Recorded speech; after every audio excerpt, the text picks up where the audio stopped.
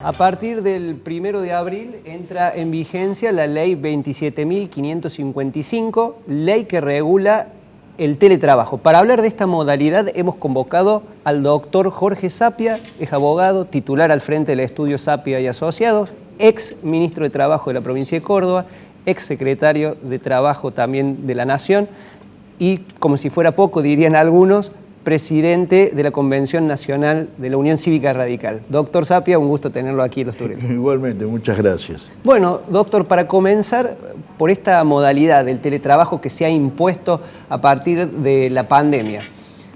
Sí, ya venía de antes. El teletrabajo no debuta con la pandemia. Con la pandemia se profundiza, se hace más evidente. Pero el teletrabajo es una forma de trabajo que en el mundo tiene más de 20 años y en la Argentina tiene por lo menos 10 años.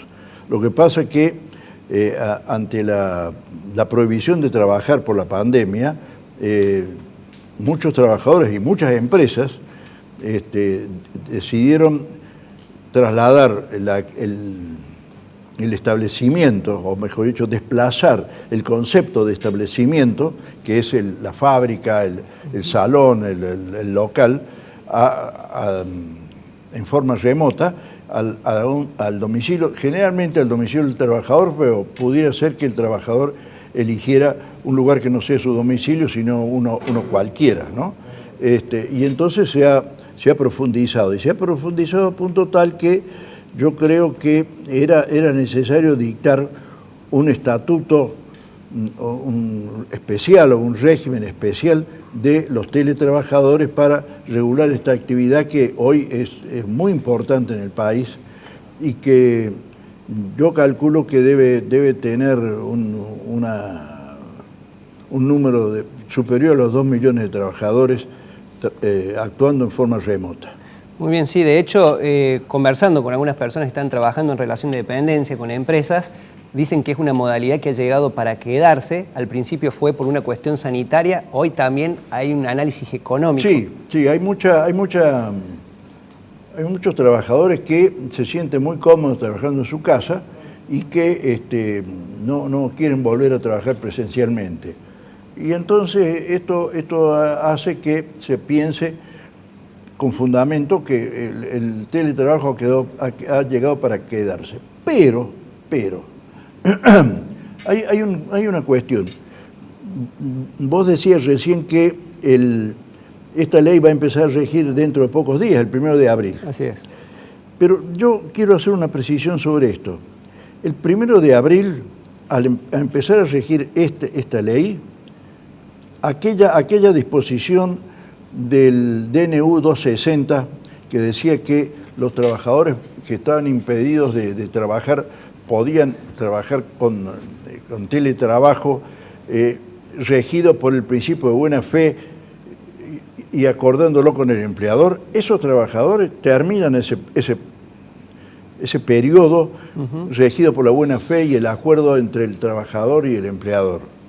El 1 de abril todos vuelven a ser presenciales y a partir de ese mismo día serán teletrabajadores aquellos que el empleador indique, usted va a trabajar desde su casa y van a quedar presenciales los que el empleador decida.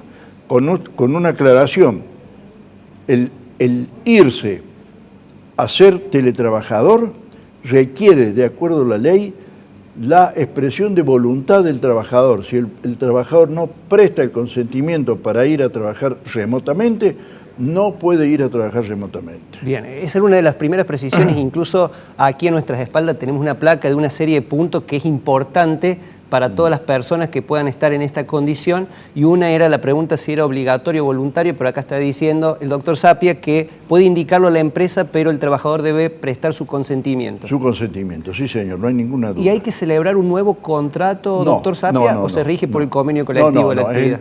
Es el mismo contrato al que se le agrega como un aditamento esencial la aplicabilidad de una nueva norma reguladora. Entonces el mismo contrato, el trabajador sigue siendo empleado de la misma empresa, sigue teniendo la misma antigüedad, la misma categoría, la misma remuneración, La ley lo dice expresamente, pero aunque no lo dijera, esto no puede cambiarse.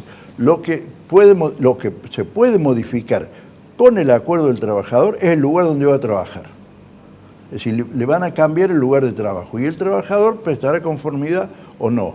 Yo tengo una duda sobre esto.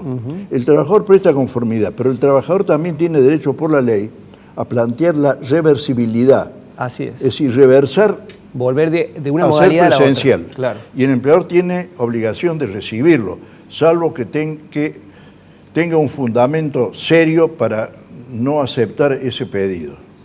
Lo cual, coincido yo con algunos autores que han trabajado sobre esto, esto va a ser motivo de no pocos litigios judiciales, ¿no? Si hay fundamento o no hay fundamento. Pero yo tengo la sensación de que, y quizá un poco lo digo por experiencia propia, ¿no? Con motivo de la pandemia, yo he trabajado con teletrabajo, es decir, trabajando para mi estudio, pero desde mi casa. Y he llegado a un punto en que necesitaba salir de mi casa, andar por la calle, claro, moverme por donde había gente. Y yo no sé si un trabajador que trabaja en su casa, donde se confunde el ámbito laboral con el ámbito familiar, no puede tener en algún momento necesidad de cambiar, ¿no? Y ahí viene la reversibilidad. Y puede tener razones muy, muy valederas para eso, ¿no? Para hacer ese pedido. De modo que esto es una cuestión a tenerla en cuenta. A considerar. Esta cuestión, como muchas otras que establece la ley 27.555 y su decreto reglamentario, van a necesitar inexorablemente, yo he detectado una docena de situaciones en la ley, de una negociación colectiva. Van a tener que hacerse nuevos convenios colectivos o modificarse los que están en vigencia, agregándole un capítulo sobre teletrabajo para resolver una cantidad de cosas que la ley ni el decreto reglamentario han podido resolver. Es decir, grises que han quedado. Han quedado lagunas. Bien. Han quedado lagunas. Por ejemplo, se dice que el empleador tiene que contar con la garantía, la seguridad de que la información confidencial que va a manejar su empleado desde su casa va a ser mantenida en términos de confidencialidad. Pero además se dice que el empleador, cuando lo hace trabajar en su casa al trabajador, tiene que preservar su intimidad y la privacidad del domicilio. Eso hay que ver cómo se desarrolla en cada actividad. No es lo mismo un trabajador remoto en un banco, un trabajador remoto en un call center, un trabajador remoto en una fábrica de repuestos para automotor. Es diferente. Y eso va a tener que ser motivo de una negociación colectiva, de armar un convenio colectivo específico. Eso y muchos otros casos más, como por ejemplo el tema de la desconexión. Bien, eso es un punto que teníamos allí que queremos ver antes de que se nos vaya el tiempo de esta entrevista, porque queremos aprovecharlo, es una voz más que calificada en este tema. Teníamos horarios y desconexión. Hay una jornada laboral preestablecida desde antes, pero también se habla del derecho a la desconexión, doctor. ¿En qué consiste esto? Bueno, el derecho a la desconexión no es nada más ni nada menos que el derecho a salir de la fábrica. Fíjate, cuando un trabajador sale de la fábrica o del establecimiento, claro, el empleador no le puede reclamar nada porque terminó su horario de trabajo. Su jornada. No podemos pretender que el trabajador que trabaja desde su casa no tenga el mismo derecho que el trabajador que trabaja en el establecimiento. Bien. Cuando termina su jornada, no trabaja más, el empleador no le puede reclamar. Yo sé que el empresariado que tiene teletrabajadores no le gusta esto de la desconexión, pero yo creo que no hay otra forma. Ah. Porque además esto no es una invención de la ley. Ojo, esto está expresado en el informe de la OIT sobre un trabajo para un futuro más promisorio que fue lanzado en 1919 con motivo del centenario de la OIT. La OIT dice el derecho de la desconexión es inexorable, hay que desconectarla. El empleador no puede invadir la privacidad del trabajador. El trabajador terminó su jornada de trabajo, apaga la computadora, se desconecta y se va a atender su familia, se va a jugar al fútbol o se va a otro trabajo.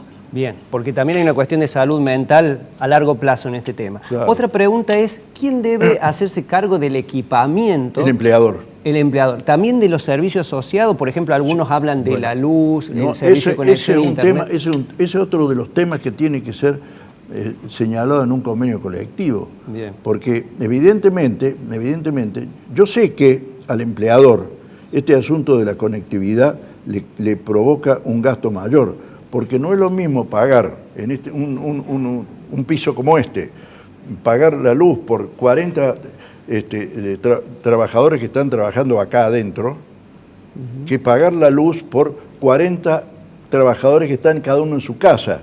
El costo de la electricidad es mucho mayor, ¿no? Claro. Y esto genera un problema. Y genera un problema también que el empleador le tiene que dar una computadora a cada trabajador. En cambio, cuando está en el establecimiento, le da la computadora al trabajador del turno de la mañana y le da al turno de la tarde la misma computadora. Y esto genera problemas. Pero yo creo que esto debe también ser analizado y resuelto en el convenio colectivo, porque es cierto, el trabajador que conecta su máquina para trabajar desde su casa, no sé cuánto es la incidencia de ese costo eléctrico, claro, pero por ninguna causa tiene la obligación de hacerse cargo de eso. Eso tiene que quedar a cargo del empleador, ¿no? Bien, finalmente dos preguntas al toque, doctor Sapia. Una la aporta Juan Turelo, que tiene que ver con las coberturas, ART y demás. ¿Qué pasa si un trabajador se accidenta dentro de su hogar? Si se accidenta de su hogar, la RT tiene que atenderlo, no hay ninguna duda. Pero cuidado con esto, yo sostengo, y lo he publicado varias veces, que el trabajador tiene que permitir el ingreso del empleador a su domicilio, para que el empleador vea que las medidas de seguridad que le he dado, como por ejemplo la silla, que tiene que ser una silla ergonómica, la está usando, claro, porque si no la está usando se puede dañar su columna vertebral y después el empleador va a tener que pagarla por buena esa columna vertebral. Claro. Que de alguna forma se constate para evitar, claro, digamos, futuros litigios. Inspección por el empleador y también inspección por la Autoridad Administrativa del Trabajo. El Ministerio del Trabajo debe poder ingresar al domicilio de los trabajadores, de los teletrabajadores, para ver cómo están trabajando, si se están cumpliendo las normas previstas para ese caso. Entonces, cuando se hace el contrato, cuando el trabajador expresa su consentimiento para ir a trabajar remotamente, debe manifestar su voluntad de aceptar una inspección del Ministerio de Trabajo en su casa, para que estas cosas sean ordenadas, reguladas y funcionen lo mejor posible. Muy bien, clarísimo, doctor Sapia. Seguramente la ley ya entra en vigencia, como decimos, en días, reglamentada, pero la implementación va a generar algunos ruidos y, como decía el doctor Sapia... Te voy a decir algo más. Yo no creo que esta ley, yo creo que es un error del ministro de Trabajo haber fijado el 1 de abril. Por una razón tenía que haber invitado a quienes están vinculados por un contrato de teletrabajo a discutir convenios colectivos. Porque hay tantas lagunas en la ley y en la... Yo he citado algunas hoy, hay muchas más. Y en el decreto reglamentario que la implementación de este nuevo mecanismo, este nuevo régimen, no va a ser completa y va a generar muchas dificultades si empezamos el 1 de abril.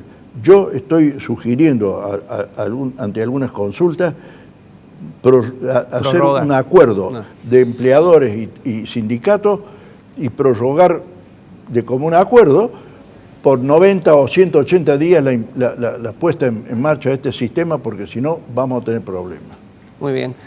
Gracias, doctor Sapia, por la opinión. Lo vamos a convocar nuevamente, es año eleccionario, también es parte de la Convención Nacional de la Unión Cívica Radical, pero también del desempleo que registró en el segundo trimestre 2020, 13,1%. Muchísimas gracias.